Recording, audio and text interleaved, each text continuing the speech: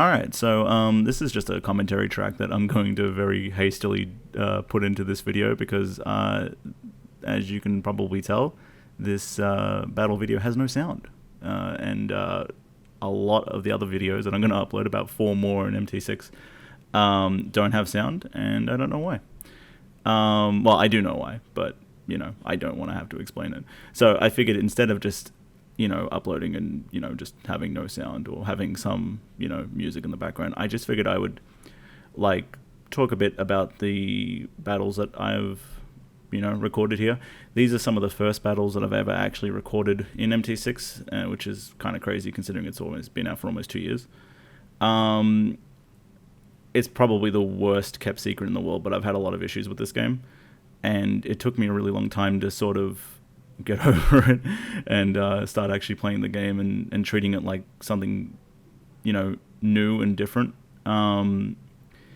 And recently I've been talking to other players in the MT community, mostly the Brisbane boys, who have been experimenting with lower horsepowers, because one of the main problems, and you'll notice here, right, Gem in the 110S is on 720, which is a fairly normal horsepower for Fukuoka. That's normally not weird, but you'll notice that even when I'm not playing 100%, there's so much more risk involved in moving around on 720 and 740 than there is on 660. You can just so much more easily just maneuver, and if you end up getting displaced, which is a huge problem in this, you'll notice this R2 just gets displaced into a truck for literally no reason.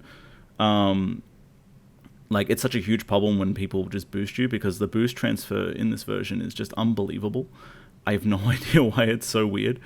But what happens is that your car ends up laterally sliding. It's kind of like the state between when you're about to slide and when you actually start sliding. And you get stuck like that for ages, and it's really difficult because of the steering delay that they've added in MT6 to really counter that. So the theory is that if we go down to high grip levels on the majority of maps, 720 minimum, maximum low for Hakone, because Hakone works a little differently, then the gameplay will become a lot more competitive and less random feeling. Even here, right, Gem tried to bait me there. I only lost one spot, and only barely, because I didn't react fast enough to the FD coming up, and he got punished for it because he didn't have enough grip to really do it. And that what happened there, me overturning, that's the main thing that you have to get used to when running 660, is that the car actually turns. And it can be really difficult to not hit the inside on a corner. But generally, Fukuoka is a pretty difficult place to really make moves, because the road is relatively tight the whole way through. There's only a few places where it really opens up. And in MT6, every chance, here, right, I have such a powerful attack here, he somehow manages to hold on to it, but I'm still right there because I was able to catch third and then start boosting up again, right? So I'm still on the attack. If I was on 740 or 720, I would have just died and gone into third or fourth place, because I couldn't catch anybody to then renew my boost.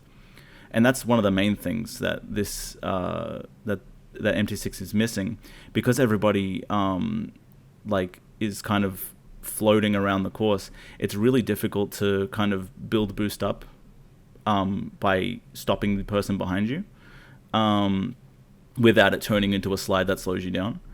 And obviously 660 removes that problem. And so generally, right, this would be game over, right? There's not much I can really do here in the normal circumstance, because he's got a pretty gentle corner coming up. There's one chance at the end on this left-hander coming up, but it's normally not a big deal. But because I'm here and because I'm still gripping, all I need to do is make him overcommit once, which happens right here. And here, just right here, that one little displacement, look how much he moves out, and then I'm in the lead. And I still have enough time to catch the FD.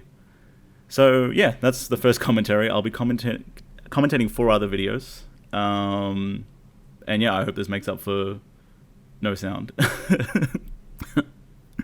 I'm really good at this, I promise. But yeah, thanks so much for watching, and yeah, bye.